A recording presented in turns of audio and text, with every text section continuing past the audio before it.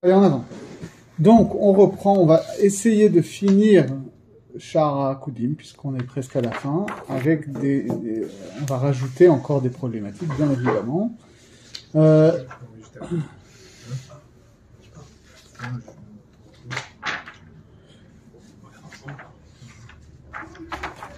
Où on avait dit donc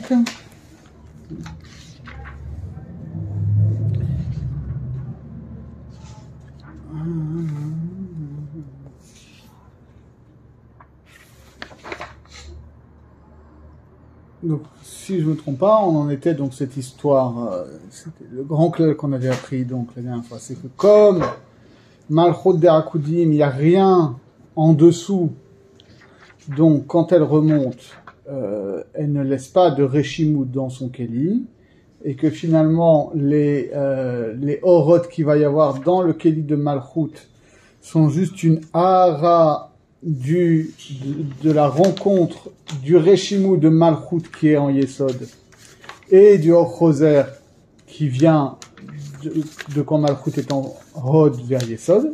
Okay.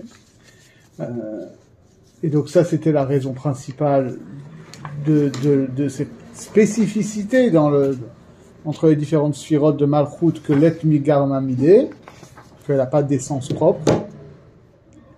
Ça c'est ce qu'on avait dit. Et l'autre raison qu'on avait vue plus tôt et qu'on avait rappelé, c'est que quand les sphirotes redescendent donc pour la deuxième fois, elles ne redescendent pas toutes à leur emplacement initial, mais Keter reste dans la bouche de Adam Kadmon et la Or HaChochma va se retrouver dans le Keli de Keter, etc., et Malchut va se trouver dans le Keli Yesod. Comme on l'a dit ici, ונמצא כי החוכמה חזרה במקום הכתר וכולי, והמלכות במקום היסוד, ונשאר הכלי של המלכות בלתי אור כלל, ולכן נקרא הכלי ההוא של המלכות אספקריה דלא נהרה, וגם ברזיל במקום אחר באורך. Ça, on l'a vu, et on le reverra, on le reverra par ailleurs.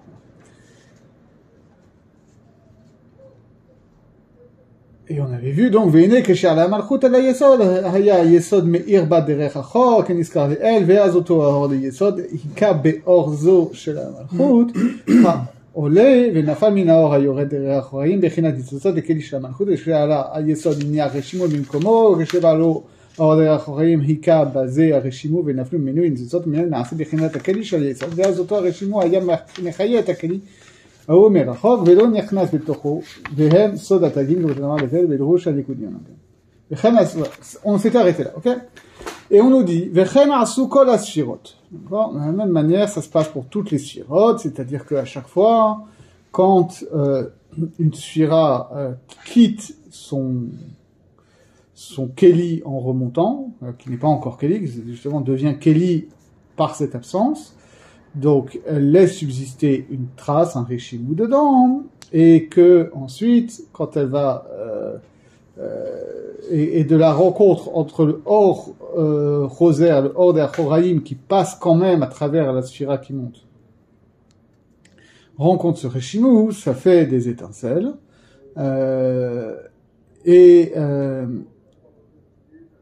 et que finalement, ces étincelles-là vont devenir la dimension des otiot, c'est-à-dire ça va être ce qui va maintenir, à proprement parler, le Keli dans l'existence, tandis que le Reshimou lui-même va devenir les tagin, donc c'est-à-dire l'espèce on va dire d'aura spirituelle autour du Keli.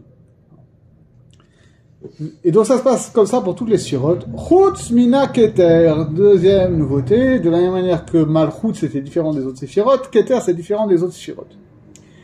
Pourquoi? Ki niyach Reshimou, parce que contrairement à Malchut, où Malchut ne laissait pas de Reshimou, parce qu'il n'y avait rien en dessous, la Keter laisse un Reshimou pour Chochma, avalo asa bechinat Keli.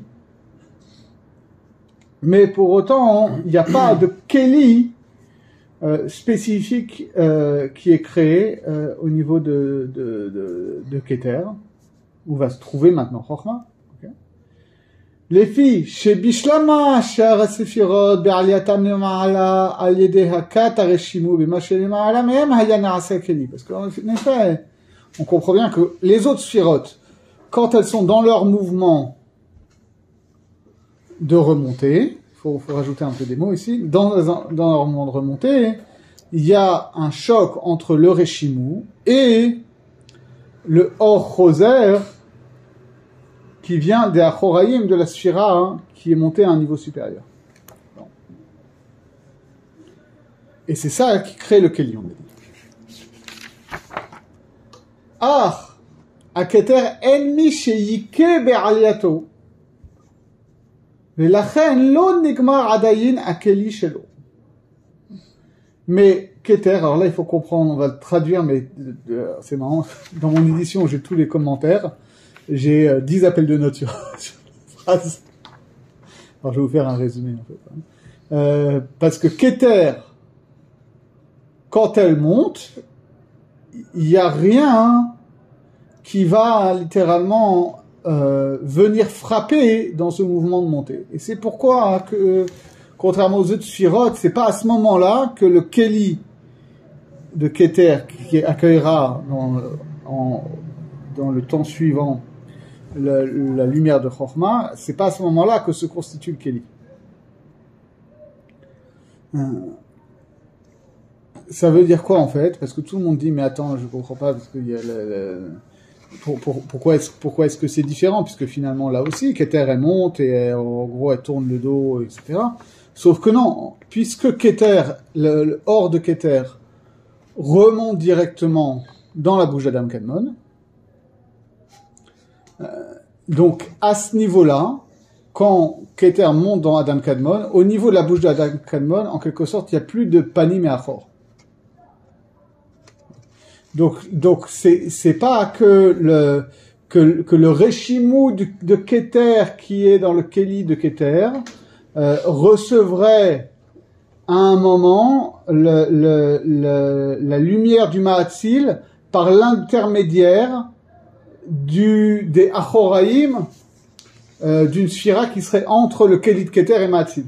Okay, il y a pas d'intermédiaire entre le Keli de Keter et Ma'atzil. Donc ça veut dire qu'il n'y a pas d'aspect de Achor ou de Panim qui peut exister à ce niveau-là. Si on veut le traduire en termes existentiels, parce que tout ça c'est des degrés de disposition spirituelle en quelque sorte. D'accord ? On a vu que le plus bas degré justement c'était Malchut, ou parce que il y avait cette possibilité de bitul hayesh total, donc il pouvait y avoir une alia qui était complète, qui ne laissait pas de traces pour le monde, on va dire. Là c'est l'inverse, c'est-à-dire que dans le mouvement de remontée de Keter, c'est pas qu'on accède à un degré supérieur, on accède à quelque chose qui est comparativement 100 degrés hors classe, on dirait si on était en éducation nationale. C'est-à-dire que quand on est au niveau de Keter, justement, on comprend que fondamentalement, il n'y a pas de panim et achor. C'est le Ikar. Panim et achor, il faut le prendre vraiment au sens littéral qu'il a dans la Torah. C'est-à-dire que il y a un niveau dans tous les niveaux intermédiaires, on a compris qu'il y avait un choc entre le Reshimu, c'est-à-dire ce qu'on va appeler la trace de la grâce originelle, on a traduit ça comme ça, d'accord, la trace et la nostalgie de cette grâce originelle, qui rencontre Or Choser, c'est-à-dire le fait que Dieu est présent de manière voilée au monde. C'est-à-dire qu'on ne voit pas la face de Dieu, c'est ce qu'on va appeler Hester Panim dans la Torah. Du fait que Dieu se voile la face, alors il ne se voile pas complètement la face, puisque on voit bien que le monde continue d'exister. Donc si le monde continue d'exister, c'est que Dieu le maintient dans l'être. Okay, mais à part ça, on ne voit pas la face de Dieu. Donc c'est ce choc-là, hein, entre cette nostalgie de la grâce originelle et le voilement de la face de Dieu qui va créer le Keli, c'est-à-dire on peut dire à la fois d'un point de vue les attributs divins, c'est-à-dire que l'unité divine va se diffracter en attributs divins, et de l'autre côté que nous on va acquérir une individualité, d'abord sous la forme justement d'une conscience malheureuse déchirée entre ces différents aspects. Au niveau de Malchut, ça n'existait pas parce que justement comme il y avait comme on était finalement dans le voilement le plus total, puisqu'on a dit qu'il y avait 9 degrés d'écran de Achoraïm, des autres sphirotes. Comme on est dans le voilement total, la seule possibilité de monter, c'était par un bitoul total. D'accepter que justement, on ne peut s'élever à travers les différents degrés de Esther Panim par un bitoul total. Là, c'est l'inverse. C'est-à-dire, une fois qu'on est arrivé au plus haut niveau, finalement, fondamentalement, on comprend qu'il n'y a pas d'écran entre notre grâce originelle et le Ma'atzil. C'est-à-dire qu'il n'y a pas de différence, quand on est au niveau de Keter, entre entre ce qu'on a appelé Or Yachar et Or Choser. Parce que finalement, les deux vont passer de manière identique. Et c'est ça qui fait la spécificité de Keter, c'est-à-dire que Keter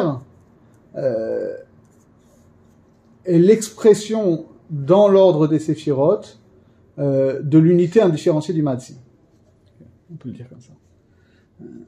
Donc on voit bien ici la symétrie totale entre Keter et Malchut. C'est-à-dire, Malchut, c'est cette dimension de Esther Panim totale qui nous oblige au Bitul Hayesh total pour s'élever vers Akadosh Baruch Hu.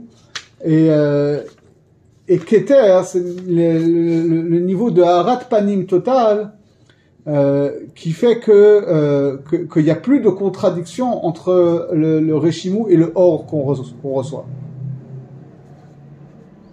C'est quoi le Keli qui est créé quand on monte? Le Keli qui est créé, on l'a dit, le Keli il est créé, il y avait un Or gas qui était présent à la base, qui était ce qui reste en bas, dans lequel il y avait un Réchimou, et ce Réchimou, en recevant le Or Choser, produisait des Nitzotzot. Et ces Nitzotzot donnaient son caractère de Keli au Keli. Cependant que le Réchimou, lui, devenait les tagines sur ses otiotes. C'est le Réchimou qui devient le Keli? Qui forme le Keli? Non, le Keli, la matière du Keli, c'est la partie de la lumière la plus épaisse qui n'est pas montée. Et dans cette partie la plus épaisse, il y a une trace de la lumière fine. Et la rencontre de la lumière fine avec le Or Choser du Ma'atzil crée un choc qui fait que la lumière du Ma'atzil se diffracte en étincelles. Ces étincelles vont conférer leur existence individuelle au Keli. Et le Réchimou va rester attaché au Keli, mais tout en étant chofef par-dessus comme des tagines par rapport au Otiot, quoi. Et donc ça n'existe pas encore au niveau de Keter, parce que justement, il n'y a pas quand on est au niveau de Keter, on comprend qu'il n'y a pas de contradiction entre l'ordre des Séphirotes et l'ordre du Ma'atzil. Donc il ne peut pas y avoir de choc contradictoire entre le Réchimou et un Or Choser, parce que on se rend compte que le Or Choser n'est pas un Or Choser. Que fondamentalement, ça reste un Or Yachar.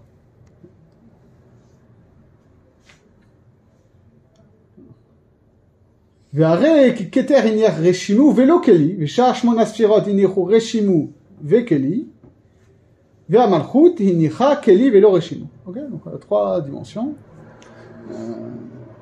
Keter, il y a un Réchimou, mais pas de Keli encore. Dans les autres sphirotes, il y a Réchimou et Keli, qui est justement de la rencontre du Réchimou et de Or Choser.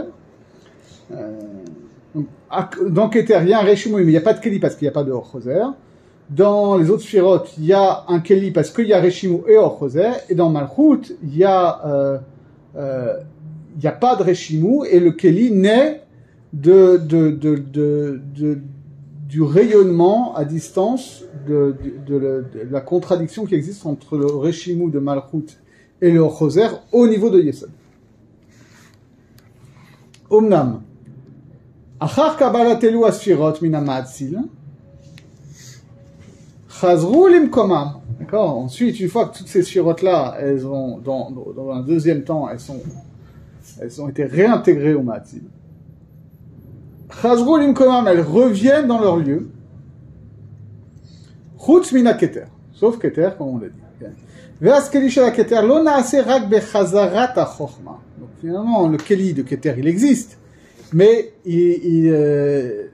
là aussi, on est dans un ordre inverse par rapport à ce qu'on aura en Écoudim. Le keli de Keter, c'est celui qui est créé vraiment en dernier. Il est créé carrément dans un autre temps. Uniquement quand Chochma revient dedans. Ki keshechazra Chochma v'nechnesa bo, az hika ora Chochma bereshimu sheiniach, ha-Keter v'imkomo. D'accord? Donc là aussi, le Keli va naître d'un choc, mais pas du Or Choser avec le Reshimu, mais de Or HaChochma avec le Reshimu. Vayu Akaot Kefulot, et on va avoir des doubles chocs. Les filles chez Reshimu chez la Keter, liyoto bechinat aliona min HaChochma, lachen u make bechokma, u motzi nitzotzot. Sous un certain aspect, parce que ce choc il naît de la contradiction. La contradiction, elle vient justement du fait que dans le futur Keli de Keter, il y avait un Reshimu de Keter, et ce qui est réinvesti au dernier temps. Quelqu'un peut aller me chercher un verre d'eau? Ce qui est réinvesti dans un deuxième temps, ou dans un troisième temps plutôt, il faudrait dire. Ce Keli de Keter, c'est la lumière de Chochma. Donc il y a un écart entre le Reshimu, qui est l'aspect de Keter, et le Or, qui est de Chochma. Donc ça aussi, ça crée un choc, et donc ça va créer des nitzotzot, c'est ça qui vont faire exister le Keli. J'attends mon cher Chaim quand même. C'est la lumière de... Maintenant, on est dans un mouvement où d'abord toutes les sfirotes sont descendues, Oroth et Kelim mélangés. Ensuite, toutes les sfirotes sont montées. Ça a créé le Keli de Malchut d'une manière très particulière, parce que c'était indirectement par rapport au Keli de Yesod. Ensuite, le Keli de Yesod, de Hod, de Netzach, de Tiferet, de Gvura, de Chesed, de Chochma, de Bina. Et ensuite, au niveau de Keter, comme il n'y avait pas de niveau intermédiaire entre le Keli de Keter et le Ma'atzil qui aurait fait écran, donc il n'y avait pas une dimension de Or Choser, donc il n'y a pas eu de Keli de Keter à ce moment-là. Le Keli de Keter, il vient pour une autre raison. Quand la lumière de Chochma réinvestit le Keli de Keter, alors là, il y a une contradiction entre le Reshimu de Or à Keter primordial et le Or à Chochma. Ce qui est un peu de nature analogue avec ce qu'on avait entre Reshimu et Or Choser, puisqu'on avait vu que le choc, c'était quoi? C'était entre cette trace nostalgique de la grâce primordiale, et le fait que maintenant on recevait une lumière amoindrie, une lumière de Esther Panim. Là, c'est pareil, il y a un Reshimu qui est au niveau de Keter, et il y a une lumière qui est moindre qualitativement, parce que c'est une lumière de Chochma. Okay? Donc c'est ça qu'il dit. Il dit, mais sauf qu'on va voir que le choc, il est dans les deux sens. Pourquoi? Parce que du fait que le Reshimu de Keter, c'est une dimension supérieure à Chochma, la chen ou make be Chochma ou motin tzotzot. D'accord? Donc, il y a un premier choc comme ça, qui vient que le Reshimu de Keter, c'est une dimension, originellement, qui est super, en tant qu'elle est Reshimu de Keter, elle est supérieure au Or de Chochma. Vegam ha-Chochma, liyoto ba'ata milema'ala, ve'nimsa omed ala Reshimu. Gavoa mimenu, makebo bareshimu. D'accord? Mais le fait que, à l'inverse, la lumière de Chochma, là, elle vient d'en haut. C'est-à-dire que c'est maintenant la première lumière qui sort de la bouche d'Adam Kadmon. Et que c'est une dimension de Or Yasha, et surtout que c'est une dimension de Or Yasha Donc une dimension de Te'amim par rapport au Reshimu qui est la dimension des, des Tagin. Donc là, le rapport est inversé. Le Or HaChokhmah, il est supérieur au Or HaKeter.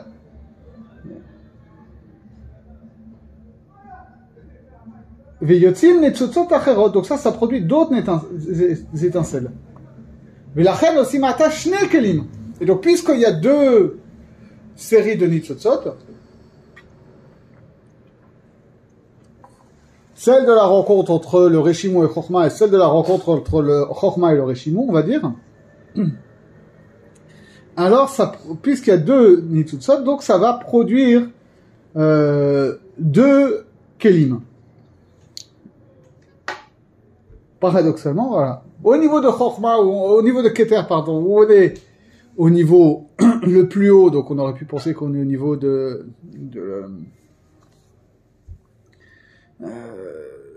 l'unité la plus haute, spécifiquement là, dans Olam HaAkudim, on va avoir deux kelim. Echad le Reshimu chez la Keter, echad la Chokhmah sheba ata. D'accord? Un qui va, où l'essentiel vient du Reshimu, et l'autre où l'essentiel vient de Chokhmah. Vekor arachnu basé bemakom acher. Ça y est, on comprend pas très bien comment ça. Il dit, voilà, en fait, on l'a expliqué ailleurs. La référence, elle est dans Shar Atik, Perek Bet. Je sais pas si vous l'avez dans votre édition. Il n'y a pas de petite parenthèse. L'avantage d'avoir une édition récente. Enfin, c'est l'avantage et le piège. C'est-à-dire que lui me donne cette référence-là. C'est pas shoot que ce soit ça dont il parle, mais... Est-ce que je l'ai ici?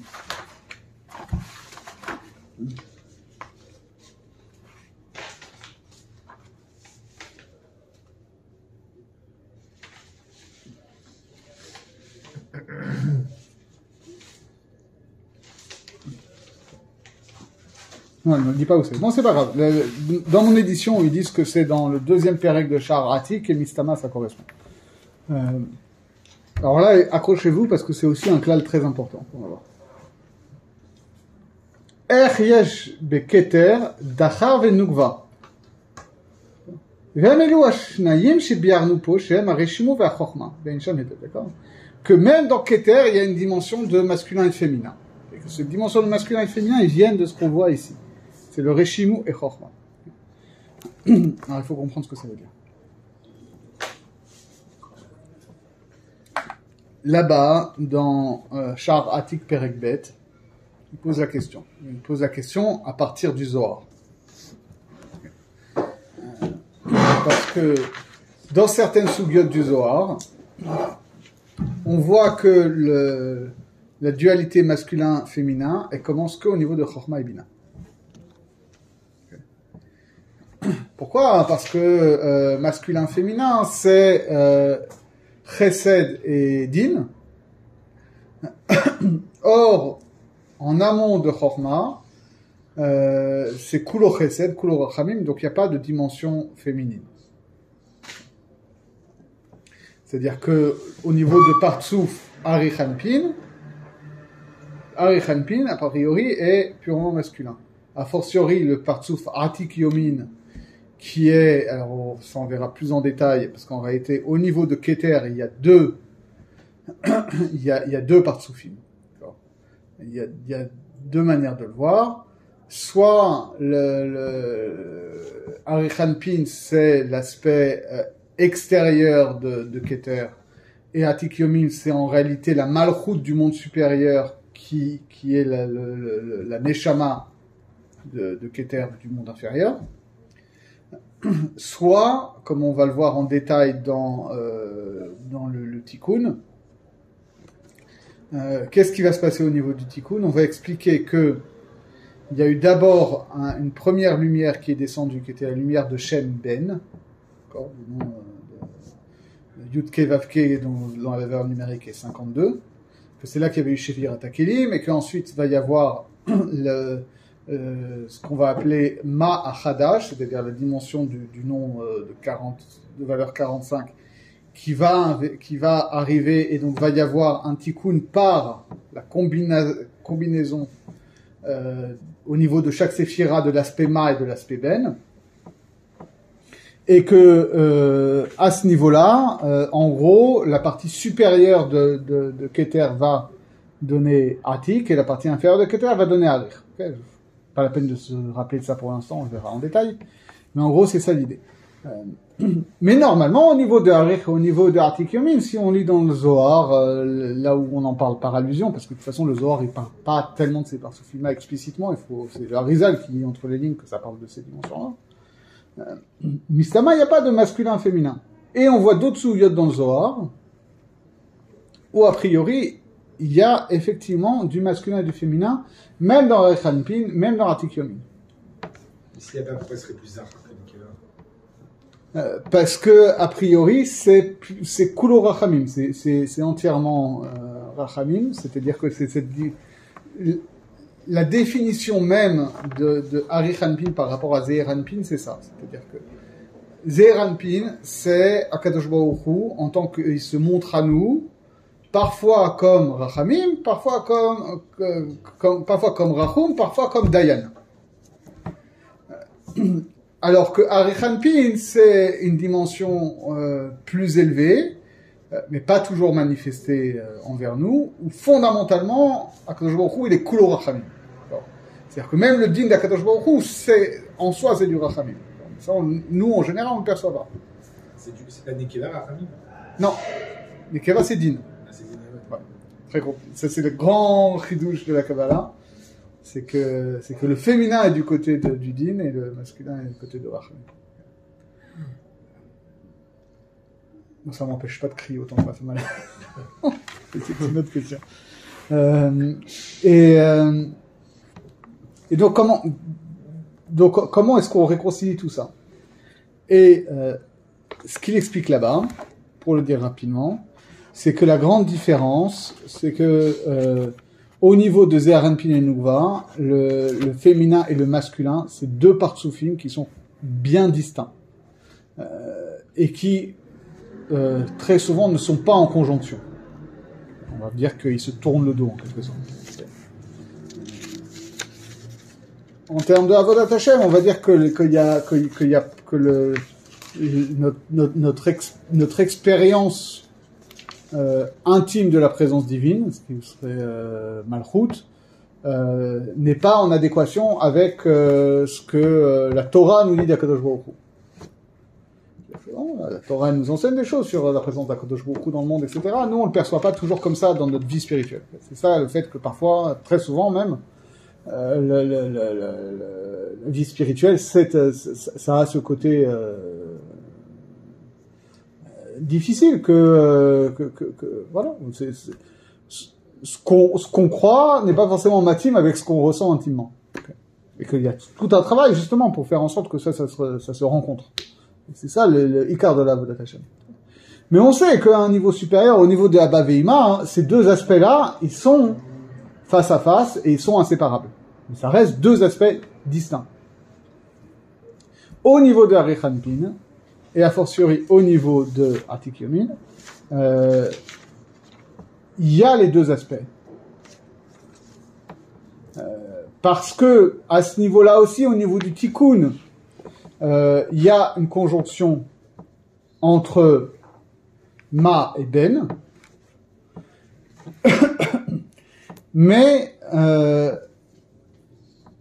mais comme alors c'est ce qu'on va voir aussi par la suite au niveau de la Shira et du Tikkun, comme le dommage était bien moindre à ce niveau-là que au niveau inférieur, donc ça n'a pas créé les mêmes conditions. Au niveau de Zer et Nukva, où il y a eu une vraie Shvirat HaKelim,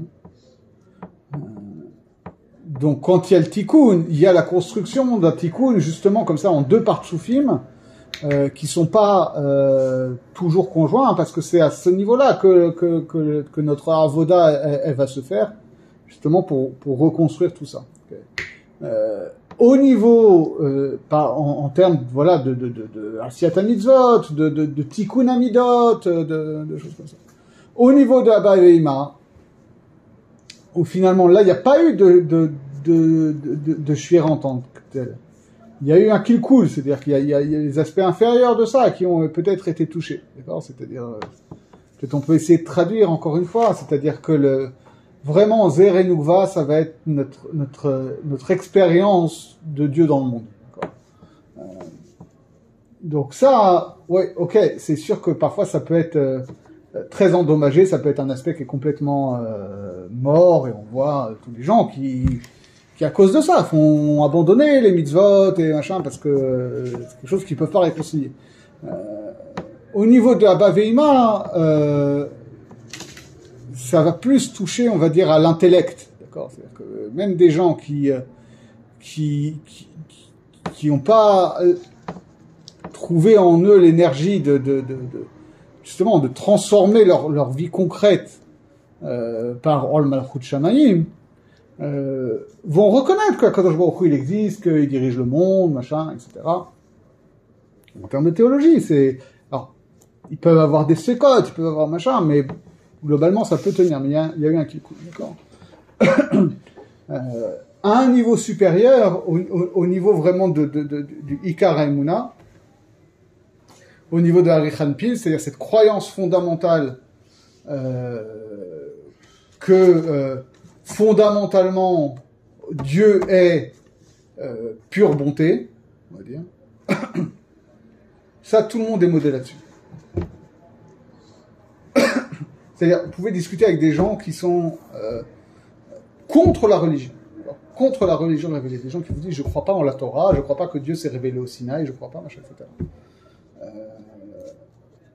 Mais vous les prenez dans un sens non religieux, juste par une discussion comme ça, philosophique, de est-ce que tu es d'accord sur l'idée que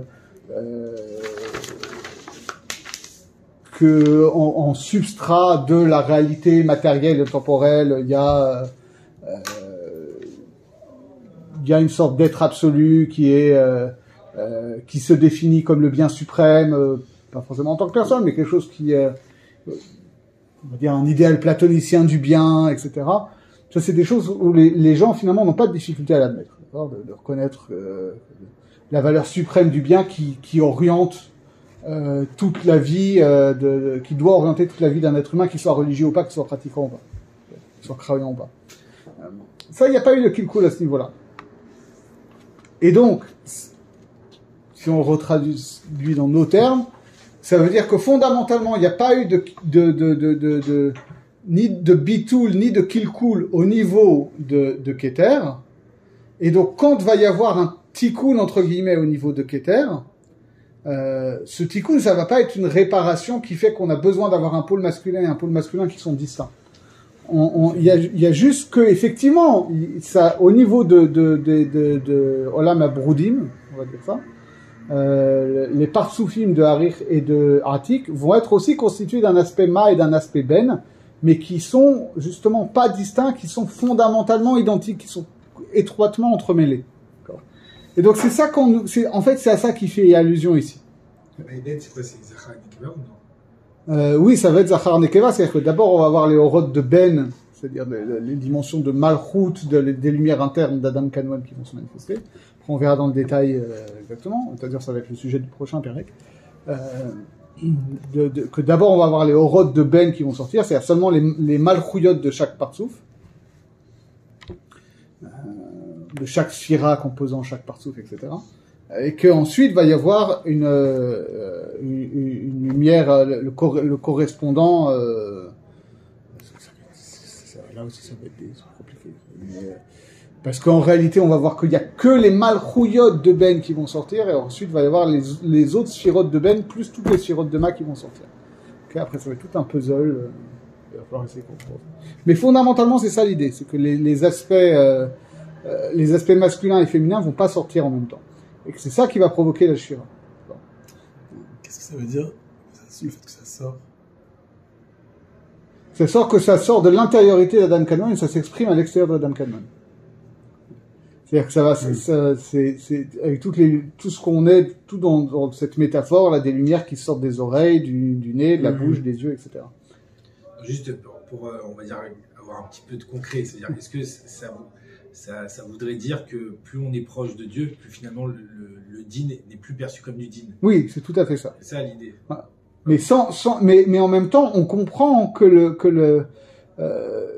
c'est pas qu'il n'y a pas de din et que le din n'existerait pas ou que ce serait quelque chose qui apparaîtrait par accident ensuite. On comprend que fondamentalement le shoresh du din il est aussi rachamim. On comprend le bien fondé du din, mais on le vit pas comme on le vit comme une montée, comme une. Oui, c'est-à-dire que ça, en tout cas pour y accéder, ça suppose effectivement une certaine élévation spirituelle, voire un certain détachement, etc. Mais ça veut pas dire qu'il faut rester là-haut. Ensuite, il faut toute la problématique ici, c'est de réinvestir ensuite ces moussagim-là dans notre réalité concrète. Il ne s'agit pas d'aller juste s'enfermer au haut d'une montagne et de dire j'ai compris. C'est un aller-retour entre Keter et Yesod. Entre Keter et Malchut même. Et Malchut. Entre Keter et Malchut, tout à fait. Et donc, c'est ça qu'il nous dit ici, d'accord? C'était toute cette histoire qu'on va comprendre plus tard, qu'au niveau de Keter, c'est-à-dire au niveau de Harich aussi, il y a finalement une dualité masculin-féminin dans l'unité la plus totale.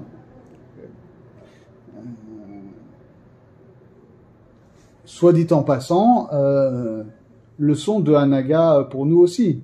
C'est-à-dire que il faut comprendre que la dualité masculin-féminin que nous on peut vivre en termes sociaux et dans le couple, etc. Fondamentalement, le féminin et le masculin, c'est des aspects dans chacun d'entre nous.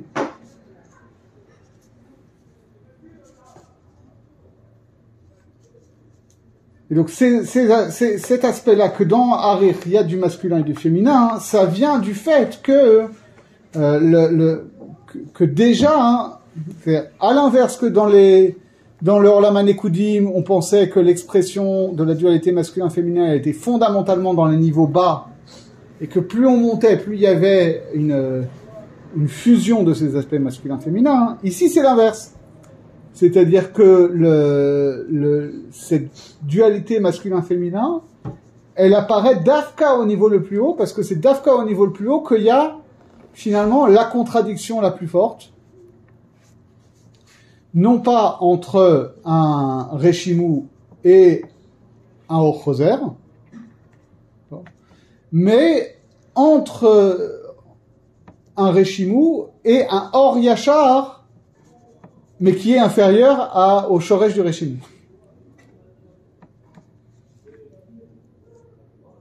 Et c'est ça qui crée qu'il y a deux Kelim et que on voit bien hein, que donc c'est ça qui est le plus important en fait, cette dualité elle ne suppose elle n'induit pas elle ne prend pas sa racine dans une infériorité de l'un à l'autre. C'est-à-dire, quand je suis au niveau de Ezer et Nukva, je vais dire, ok, Ezer, il est au-dessus de Nukva, le masculin, il est au-dessus du féminin. Quand je suis au niveau de Abba et Ima, je vais dire, ok, ils sont tous les deux au même niveau, mais quand même, le masculin, il est du côté de Rachamim, et le féminin, il est du côté du Din. Quand je monte au niveau de Al-Khanpin, je comprends qu'en réalité, les deux, ils sont fondamentalement au même niveau. Et pourquoi est-ce que le masculin et le féminin, fondamentalement, ils sont au même niveau? Parce que le féminin et le masculin, ils sont créés ici par une rencontre dialectique entre un Réchimou de Keter et un Or Yachar de Chochma. Et que tu peux aussi bien dire que Or Yachar de Chochma est supérieur au Réchimou de Keter parce qu'il y en a un qui est Or Yachar et l'autre qui est Réchimou. Et tu peux aussi bien dire que le Réchimou de Keter est supérieur au Or Yachar de Chochma parce qu'il y en a un qui est Keter et l'autre qui est Chochma. Le Or Yachar, c'est quoi? C'est le fait que ce soit la sphère de Chochma qui monte directement et que c'est pas... Non, elle descend, que là, elle descend. C'est elle qui descend. Donc, de la même manière qu'il y avait un Or Yachar dans le T1 qui descendait. Non, mais le Chochma, elle ne redescend pas sur Keter. Si. Elle monte dans Keter. Et après, elle redescend. Là, on parle de T3 où tout est en train de redescendre. Et quand elle descend, elle est déjà dans Keter. Non, elle était montée dans le Mahatzil. Tout le monde était monté dans le Mahatzil. Ah, tout le monde avait pris l'ascenseur jusqu'au Mahatzil. Ah, d'accord. Et après, tout le monde redescend. sauf Keter. Malchut va redescendre dans Yesod, Yesod va redescendre dans Hod, etc., et Chokhmah redescend dans Keter. Malchut, il est arrivé jusqu'à Keter et il redescend à Malchut. Malchut est remonté juste dans la bouche d'Adam Kadmon et redescend.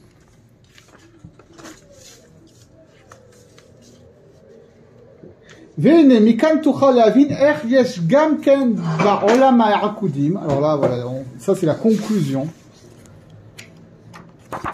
Tu comprends de tout ça que même dans Olam HaAkudim, יש מציאות ביטול המלאכים בצדמה. C'est Melachim ou Malachim? Melachim. Les rois. Les rois. En fait, ça va être la grande notion du char suivant.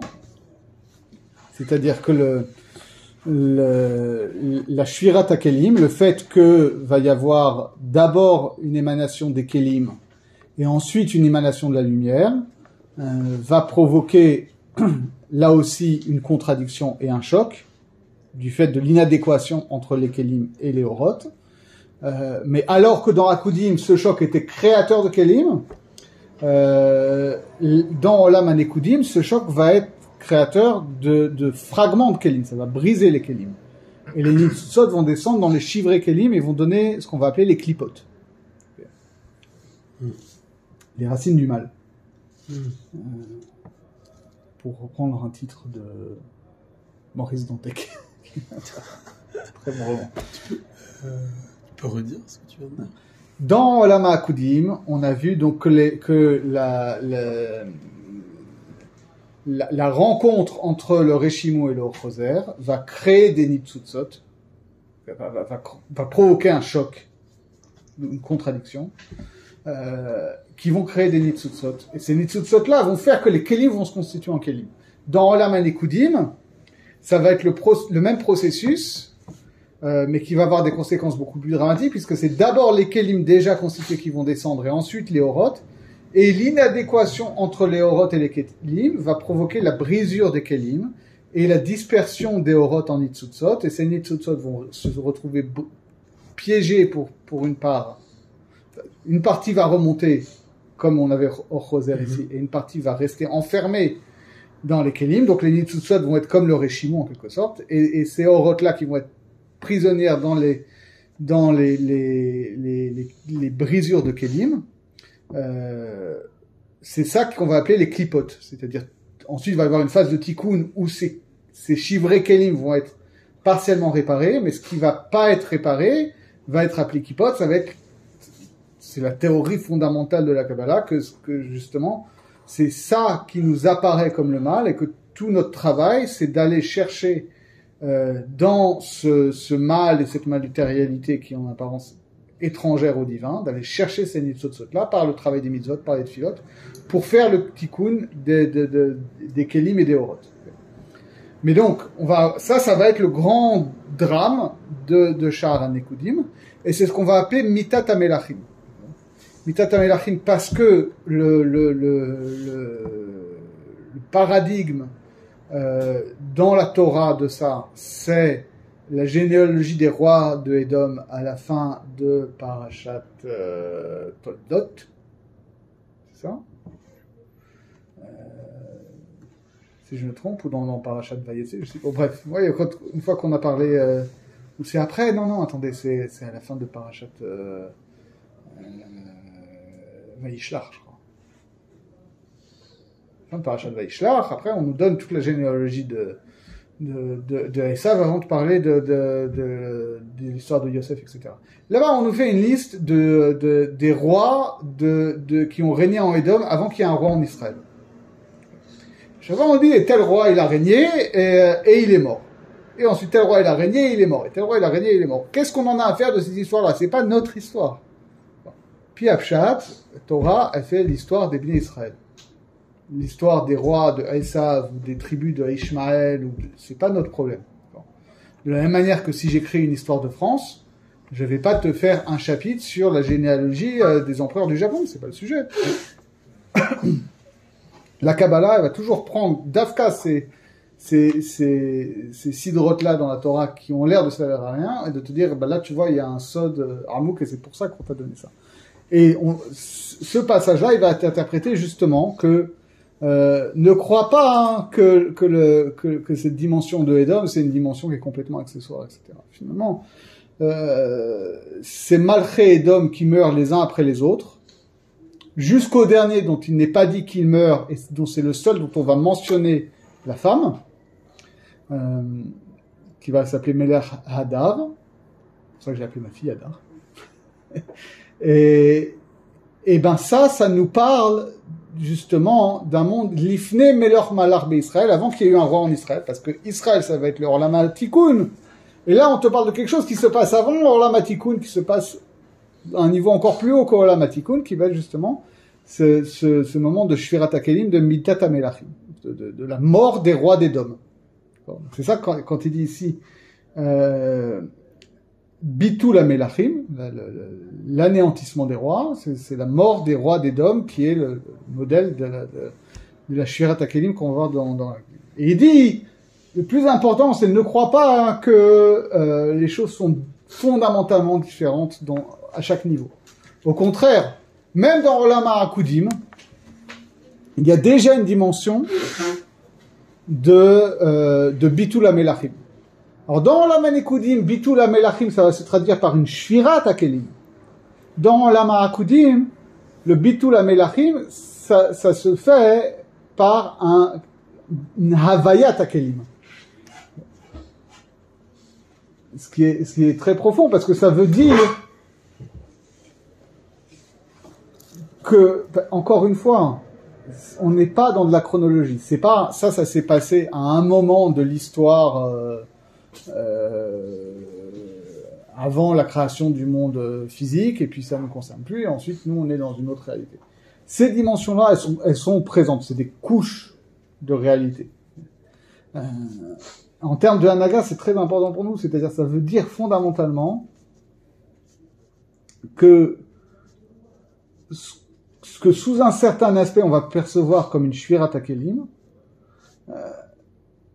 si on regarde profondément, fondamentalement, c'est révélateur d'une Havayat HaKelim.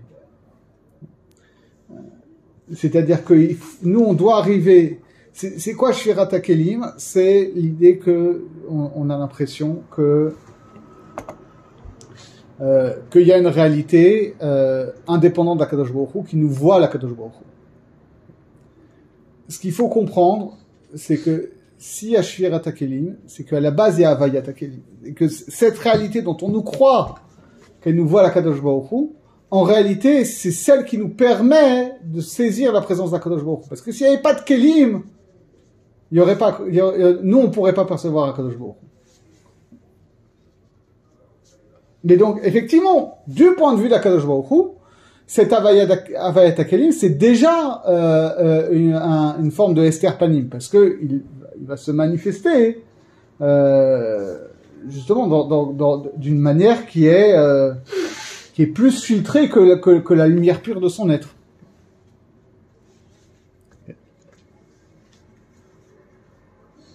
Donc kedemion otam hamelachim shemalchu be'eretz Edom shemetu v'nitbatelu kimo sheitbaer lekaman. De la même manière que cette histoire des rois d'Édom qui ont régné et qui sont morts et qui ont disparu, comme on va voir dans Sha'ar HaNekudim. Midrosh Olam HaNekudim. Ki hine העניין התעלמות האורות של העקודים ועלייתם במאציlam הוא גם כן ביטול המלאכים בקלים.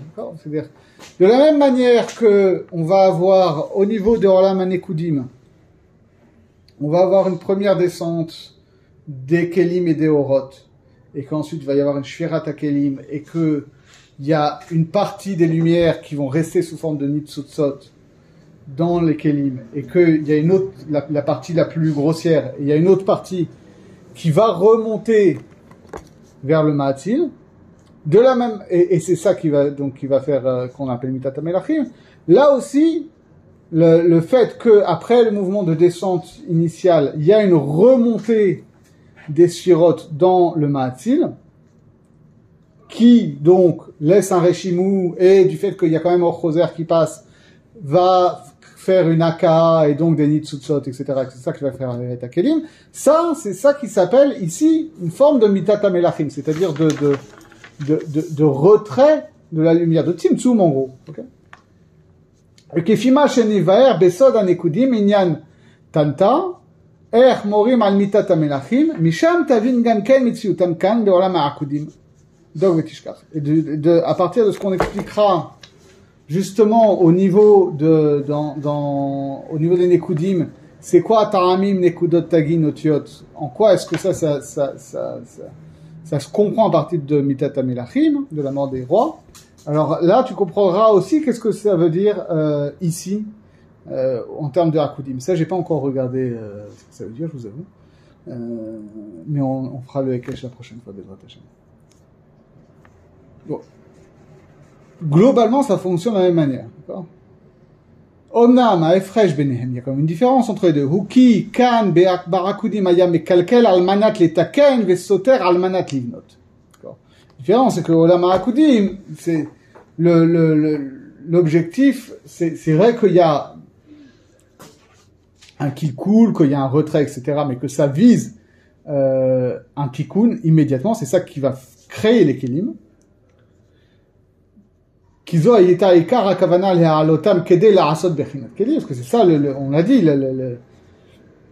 du point de vue des sphirotes, le désir qui est opérant, c'est la volonté de remonter.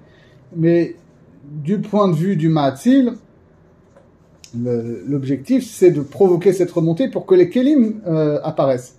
Aval, nekudim, ayabitul mita gmura mamash. Mais au niveau des nekudim, ça va pas se passer comme ça, va y avoir un vrai bitoul, au sens où c'est pas la remontée qui crée les kelim, mais c'est la brisure des kelim qui va contraindre la remontée.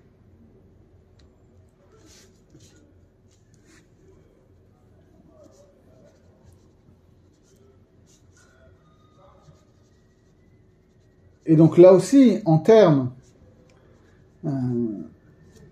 אמנם לפי שמן העקודים התחילו הכלים להתגלות קצת, לכן גם בהם היה קצת ביטול. Mais du fait que là aussi il y a les kelim, bon c'est un bitul puisque c'est déjà la première apparition d'une dimension autre que la pure lumière. Mais en termes de Avodat Hashem aussi c'est très important ça. Ça veut nous dire que il y a deux manières d'être amené à se rapprocher d'Akadosh Baruch Hu. En tant que personnes qui ont un désir spirituel, ça peut être causé de deux manières. Soit causé en termes au niveau de Nekudim, à cause de la Shirat HaKelim.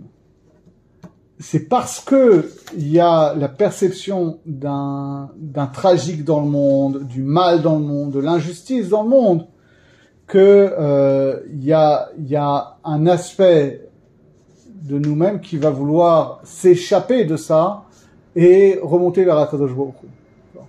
Mais ça c'est ce qu'il appelle bitul ou mita gmura mamash, c'est-à-dire c'est vraiment une forme mortifère de désir spirituel. C'est-à-dire, on veut se rapprocher d'Akadosh Baruch Hu parce qu'on ne supporte plus le mal dans le monde. Okay. Donc, on veut mourir au monde pour renaître vers Akadosh Baruch Hu. C'est une vision tragique de la religion, on va dire. C'est un premier aspect.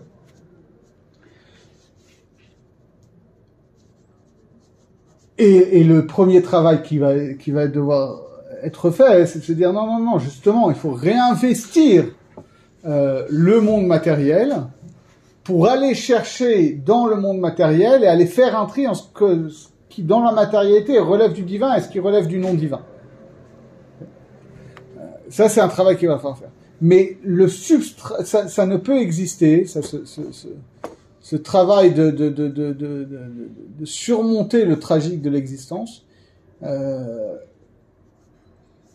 ne peut se faire, en tout cas, il est beaucoup facilité, si on comprend que, fondamentalement, ce ce qui va provoquer notre désir spirituel, c'est pas un dégoût du monde. C'est juste le sentiment de l'inadéquation entre le monde et notre désir spirituel. D'accord? La perception que le fait qu'on sait qu'Akadosh Baruch Hu existe parce qu'il a créé le monde, nous invite à monter plus haut. Mais ça n'implique pas un rejet du monde. Ça n'implique pas de considérer que le monde est mauvais. D'accord? Et que justement, la différence qu'il va y avoir, c'est que dans Olam HaAkudim, il y a toujours un mouvement de remontée et de redescente. Et que c'est pas parce qu'on remonte qu'on ne veut jamais redescendre. Parce que on voit ici qu'après on redescend. Qu'en réalité, ça se passe toujours comme ça. Donc on fait des allers-retours constants et on est à la fois dans les deux réalités. Okay. Ve'amaskil yavin, là on passe à un autre niveau encore. Ve'amaskil yavin ki gam ba'adam kadmon aniskar le'el kol otam atzimtzumim shebiarnu lema'ala bo ve'gam otam shenevayar lekaman be'ezrat Hashem be'inyan set hanikudim mimenu ואיך צמצם עצמו ופריס חד פרצה בטיבורה דילה, כל זה הוא קרוב אל ביטול המלאכים. ודברים אלו אסור להרחיב בהם, הדיבור או להוציאם בפה והמשכיל יבין. En réalité, on a parlé déjà que au niveau supérieur, on a déjà parlé d'un tzimtzum. Avant Adam Kadmon, on a parlé d'un tzimtzum. Et au niveau d'Adam Kadmon, on a expliqué que le fait que les orot s'exprimaient de manière extérieure, c'était aussi une forme de tzimtzum, une forme de tikkun, puisque c'était que un certain aspect amoindri des orot qui s'exprimaient à l'extérieur, etc. Et ensuite, quand on va évoquer dans Sha'ar HaNekudim, d'où viennent justement les lumières qui vont sortir par les yeux d'Adam Kadmon. Et on va expliquer que c'est des lumières qui viennent de l'intérieur d'Adam Kadmon, des parties basses, et qui vont remonter d'abord vers la partie haute intérieure, et que va y avoir, on va détailler ce que ça veut dire, mais Peris Had Parsa, il va y avoir le diaphragme, c'est en fait un écran qui est placé à l'intérieur d'Adam Kadmon pour éviter que les lumières redescendent, et que ça s'exprime vers l'extérieur. Tout ça, c'est un inyan de tzimtzum. Et ce qu'il nous dit là fondamentalement, c'est que c'est vrai que le Ikar, et ça va être le grand sujet de tout l'équilibre, c'est cette histoire de Shirat HaKelim et de Tikkun, mais que il faut pas croire que c'est quelque chose qui se produit que dans Olam HaNekudim. On voit que déjà dans Olam HaNekudim, ça se passe comme ça. C'est comme ça que les Kelim ils apparaissent. C'est par une forme de tzimtzum, c'est par une forme de bitul et de mita. Et que, en réalité, il y a des tzimtzumim à tous les niveaux, et que donc à tous les niveaux, on peut parler d'un inyan de mita et de bitul, etc. Okay. Il dit bon, on n'a pas le droit d'en parler plus. De fait, les Mekoubalim postérieurs, notamment le Leshem, ils vont beaucoup traiter de ces choses-là. Pourquoi il dit qu'on n'a pas le droit d'en parler? Il dit parce que justement, c'est-à-dire, c'est toute la problématique de la racine du mal. Et alors, bon, autant déjà au niveau parler au niveau de Nekudim, que les racines du mal viennent finalement de brisure d'un certain aspect du divin lui-même, qui est même supérieur à ce que nous on connaît comme Akadosh Baruch Hu qui s'exprime à travers la Torah. C'est déjà assez osé. Mais elle a à dire que finalement, même au plus haut niveau, on peut toujours remonter plus haut et aller trouver un shoresh du mal, et du caractère dramatique de l'existence même dans l'intériorité de la pensée divine. On peut le poser, mais c'est dangereux d'aller spéculer dessus, quoi.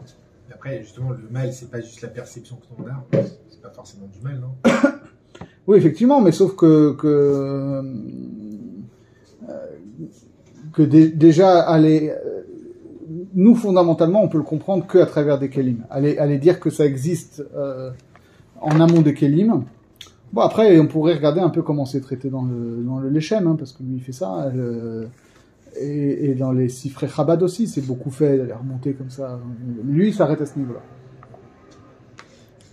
Veda, alors là, maintenant, on passe à un autre sujet, qui est un peu particulier. Et avec ça, on va finir Sha'ar HaKodim. Veda, ki bemalchut shel olam ha'akudim nisharu ba 10 shorashim של 10 הנקודים של נבערם בעזרת השם. Sache que dans Malchut de Akudim, il reste les 10 racines des 10 shirot de Olam HaNekudim, qu'on va expliquer par la suite. Ve'al derech ze u'bechol ha'atzilut, כי מלכות של השורשים אשר בפה של אדם קדמון היא כלולה מ10 והם 10 שורשים של 10 העקודים. Et donc en réalité à tous les niveaux c'est comme ça, parce que dans la bouche de Adam Kadmon, il y a une dimension qui est déjà Malchut de Sag. C'était quoi? On avait dit exactement. Là, on avait Av et c'était de Sag, d'accord? C'était donc dans le Malchut de Sag, ça c'est le P de Adam Kadmon. Donc le Malchut de Sag de Adam Kadmon, ça qui est donc la Malchut qui est dans le P de Adam Kadmon. Dedans il y a la racine des 10 shirot de Akudim. Ça je comprends. Okay.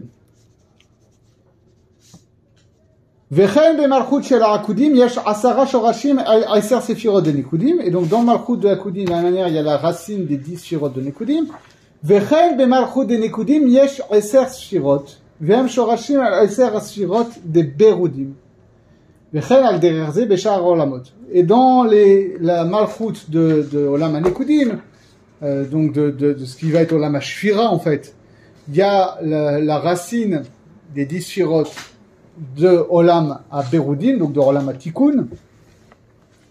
Et après, ça va être pareil dans tous les Olamot, c'est-à-dire dans la Malchut de Harir, va y avoir le Shoresh des 10 Sphirot de Abba, etc., etc. Et dans Malchut de Hatzilut, va y avoir le Shoresh des 10 Sphirot de Bria, tout ça. En réalité, pour tous les autres Olamot qui sont en bas, on comprend très bien. Et pour ce qui concerne P de Adam Kadmon et Akudim, on comprend aussi. Mais on a un gros problème avec ce qu'il dit au milieu, parce qu'il nous dit deux choses qui sont incompréhensibles.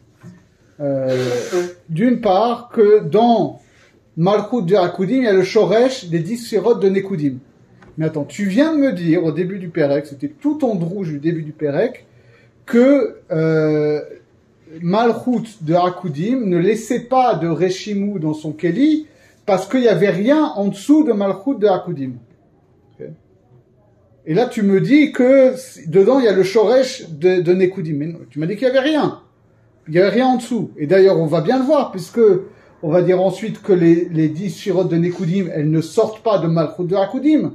Elles viennent d'autres Orot, soit pour le dire rapidement, de Ma et Ben de Sag, soit de Mem et de Ma et Ben Klalim de Adam Kadmon, qui vont s'exprimer par les yeux. Donc ça vient pas de Malchut de Akudim.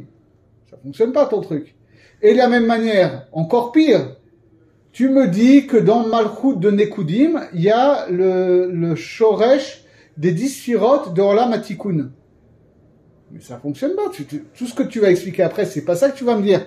Tu vas me dire que Olam HaTikkun, ça va être constitué de Shvirat HaKelim de Nekudim et de nouvelles Orot qui vont arriver par-dessus. Donc ça vient pas de Malchut de Nekudim. Tu vas carrément me dire que dans Malchut de Nekudim, il y a un bitoul complet. C'est un truc, c'est Idbatela, tu vas dire. Ve'al Idbatela. Haaretz Nidbatela. C'est comme le dit le Zohar. Je comprends pas d'où ça sort. Donc là, on a un gros problème. Alors, là, il faut fouiller un petit peu. Il y a une référence dans le Leshem. Mais alors, le Leshem, je vous avoue, j'ai essayé de le faire avant de venir. Et il m'a tué. Parce que j'ai vu la référence au dernier moment. Donc, j'avais pas le Sefer avec moi. Donc, j'ai cherché sur Hebrew Books. Je vous donne la référence. C'est dans le Leshem, Sefer HaKlalim, dans le Klal 18, dans le Anaf Yud, et dans le Siman Dalet Ot Yud Gilet Saif Yud Aleph, toujours dans le Anaf Yud, dans le Siman Yud Aleph Ot Membet, et toujours dans le Anaf Yud, le Siman Chet de la Agdama. Okay. Dans la Agdama et alors, le truc, c'est qu'en réalité, j'étais sur Hebrew Books, donc je fais page après page, parce que bon, c'est sur le téléphone portable, ça va très lentement, et c'est genre à la page 450, quoi. Et il y en a 50 pages dessus. Donc j'ai pas tout fait. Mais ce que j'ai rapidement compris de l'idée, c'est que il faut, comme toujours, se défaire de l'idée purement spatiale et concaténatoire de ces histoires-là. Que ce qu'on veut nous dire ici, c'est que le Malchut, c'est toujours la dernière Sphira, parce que finalement, c'est ça le Tachlit. D'accord? Et comme on dit, sauf Maaseh ben Mahashava Techila. Malchut, il faut pas le prendre uniquement comme la dernière Sphira, il faut le comprendre à chaque fois comme l'expression de la cause finale en quelque sorte. D'accord? Et donc, quand il nous dit ici que le Shoresh de toutes les Sphirot de Nekudim, il est dans Malchut de Akudim, ça veut pas dire que les Sphirot de Nekudim vont sortir de Malchut de Akudim. Ça veut nous dire que ce qui se passe au niveau de Malchut de Akudim, c'est ça qui est la finalité de ce qui se passe au niveau, la finalité et donc le prototype de ce qui va se passer au niveau de Olam HaNekudim. C'est-à-dire que on a vu ici que finalement, paradoxalement, au niveau de Malchut de Akudim, il n'y a pas de Keli. Il y a un Reshimo, mais il n'y a pas de Keli. D'accord? Et de fait, ça va être le paradigme de tout ce qui va se passer au niveau de Olam HaAkudim, où va y avoir une shvira totale et où les Kelim vont disparaître. D'accord? Et que, pareil, au niveau de Olam HaNekudim, on verra que là aussi, Malchut, elle a des spécificités très particulières, où elle sort de manière encore plus incomplète, et le bitoul il est encore plus complet, et que finalement c'est ce bitoul encore plus complet qui va être le paradigme de la reconstruction au niveau de Olam HaTikun. Et donc tout ce qu'on nous dit ici, c'est que c'est ce sujet-là, et finalement cette notion de la centralité de Malchut, que c'est ça, que Malchut c'est à chaque fois le shoresh de ce qui se passe après, que c'est ça le Keter, que c'est à la fois la fin d'un processus et l'expression d'une finalité à atteindre. Et avec tout ce sujet toute cette ambiguïté qui se met en place ici au niveau de Bitoul. C'est-à-dire que Bitoul, dans Olam HaNekudim, va avoir un sens négatif, de destruction, de racine du mal, etc. Mais ce qu'on veut nous dire, c'est que le Bitoul négatif au niveau de Olam HaNekudim, il a son shoresh dans le Bitoul positif de la Malchut de Akudim. D'accord? Donc il faudra bien garder ça en tête pour justement éviter d'avoir, quand on va parler de Shirat HaKelim, etc., d'avoir une lecture strictement négative et de garder en tête que tout ça c'est un processus dialectique qui a une finalité. Tu vois? La même finalité que la Akudim. Voilà, que la finalité de Olam HaNekudim, elle s'exprime dans la Malchut de Akudim. Et que la finalité elles ont la même finalité, enfin elles se rejoignent les finalités. Oui, c'est en quelque sorte des cercles concentriques, tout ça est centré en Malchut, quoi. Ok, on pourrait écouter encore. Il faut que je me rappelle de regarder cette histoire de Tanta dans Nekudim pour la prochaine fois.